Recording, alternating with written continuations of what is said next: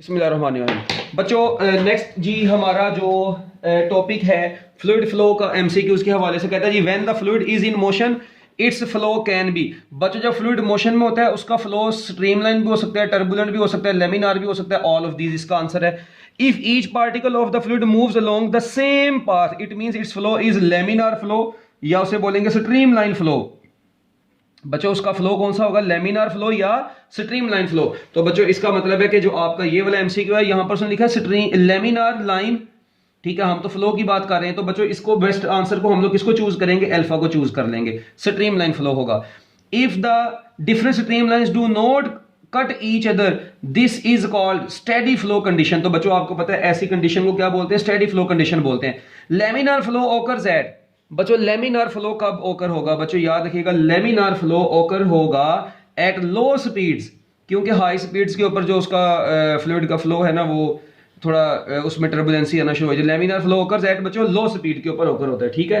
एक ये भी बड़ा इंपॉर्टेंट एमसीक्यू था। उसके बाद the direction of the streams is the same as the direction of the, हाँ जी बताएं बच्चों, direction of the direction of the streams is the same as the direction of the fluid velocity.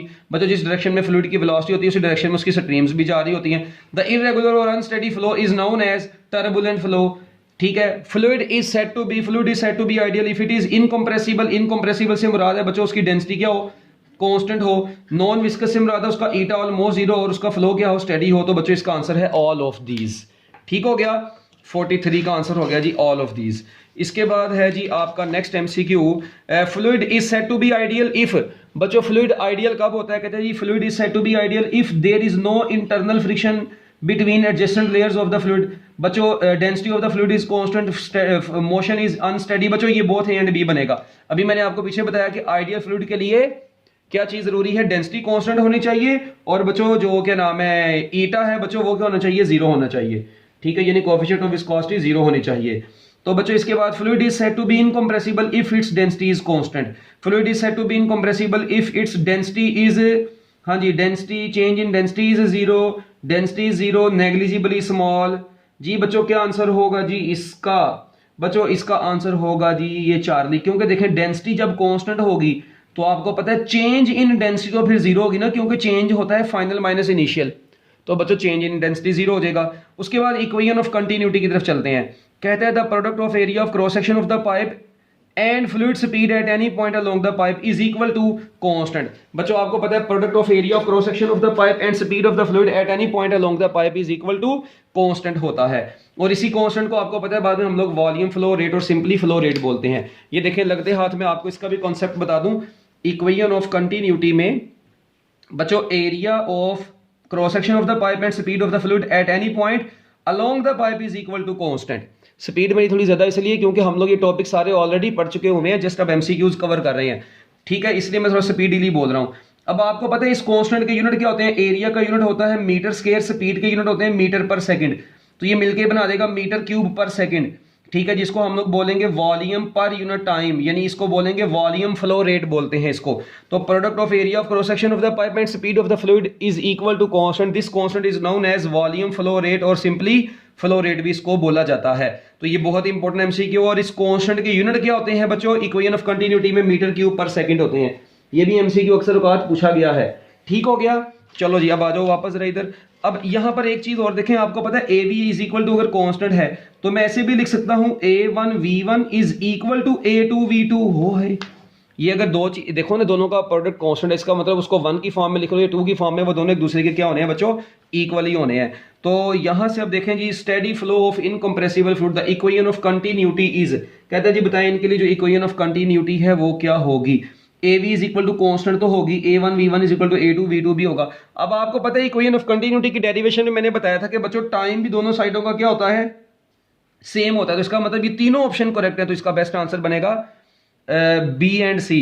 अच्छा time देखें यहां पर ना एक चीज मैं आपको बता दूं, ये टाइम दोनों का सेम होता है मगर उसने यहां पर डिफरेंट लिखा है T1 T2, इसलिए बच्चों इसको चूज नहीं करना, इसको धोखा नहीं खाना आप लोगों ने, ठीक है, इसको चूज आप लोगों ने नहीं करना। तो बच्चों आपका आंसर है बहुत B and C. Delta T अगर लिखा होता ना डेल्टा टी तो फिर वो सेम होना था, आपकी किताब में डेरिवेशन में भी है डेल्टा टी इधर भी लिखा होता उधर भी लिखा होता, फिर वो कट जाना था, फिर आंसर सेम आना था। उसके बाद for a steady flow of an incompressible fluid the rate of inward flow of the mass is equal to rate of outward flow of the mass at the other end. This statement is of equation of continuity. आपको पता है entering mass is equal to leaving mass. Equation of continuity deal करती है law of conservation of mass से, तो law of conservation of mass के मुताबिक ये दोनों मैसेज एक दूसरे के इक्वल होने चाहिए। इसके बाद if area of cross section of the pipe decreases the speed of the fluid must increase according to. हाँ जी बच्चों, अगर area of cross section of the pipe क्या करेगा, डिक्रीज करेगा, तो स्पीड क्या करेगी, एरिया का स्पीड के साथ इनवर्स रिलेशन होता है इक्वेशन ऑफ कंटिन्यूटी में। तो बच्चों ये इंक्रीज करेगी किसके मुताबिक, इक्वेशन ऑफ कंटिन्यूटी के मुताबिक। If the diameter of the pipe is reduce to half the speed would become. तो बच्चों ये देखें इसका सॉल्यूशन साइड पर किया हुआ है, यहाँ पर आप लोग देख सकते हैं a1 v1 is equal to a2 v2 आपको पता होता है। अब आगे से a की जगह पर आ गया पाई आर का स्केयर, एरिया होता है ना पाई आर स्केयर, तो पाई आर स्केयर ये v1 अपनी जगह पर, r की जगह पर क्या है, रेडियस होता है डायमीटर का हाफ, तो r की जगह पर d/2 का स्केयर होगा तो वो d1 स्केयर ओवर 4 बन जाएगा। इसी तरह ये बन जाएगा d2 का स्केयर ओवर 4। अब ये देखें ये d1 का square into v1 is equal to d2 का स्केयर इंटू v2। तो v2 किसके बराबर आएगा, डायामीटर 1 का स्केयर, यहां पर 1 है बच्चों, डायामीटर 1 का स्केयर डिवाइडेड बाय डायामीटर 2 का स्केयर इंटू v1। अब ये डायामीटर की वैल्यू पुट कर दें तो बच्चों आप लोग इसको सोल्व करेंगे 4v1 आंसर आएगा। मगर इसका एक देसी तरीका क्या है, आप लोग देखें बच्चों av इज इक्वल टू क्या था, कांस्टेंट था, मैंने माना, तो एरिया होता है pi r square into v is equal to constant, ये भी ठीक है। अब आप देखें रेडियस होता है डायामीटर का हाफ, तो d square over 4 into V is equal to constant.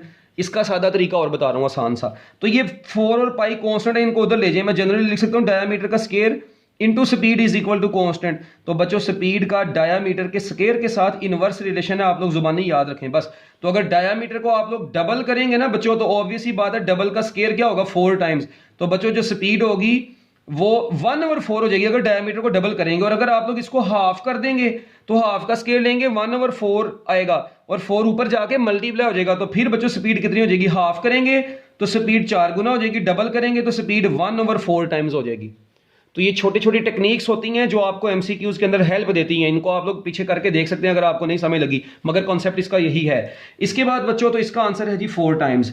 Rate of flow can be expressed as, आपको पता है बच्चों इसको वॉल्यूम फ्लो पर सेकंड बोलते हैं, तो इसको बच्चों हम लोग क्या आंसर दे देंगे, इसका आंसर बन जाएगा बीटा, लीटर पर सेकंड, वॉल्यूम की जगह पर आ गया ना।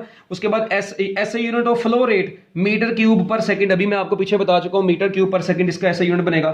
The mass of the water discharging per second through the pipe of area is equal to, तो बच्चों इसका आंसर होगा, आपका आंसर होगा रो ए वी।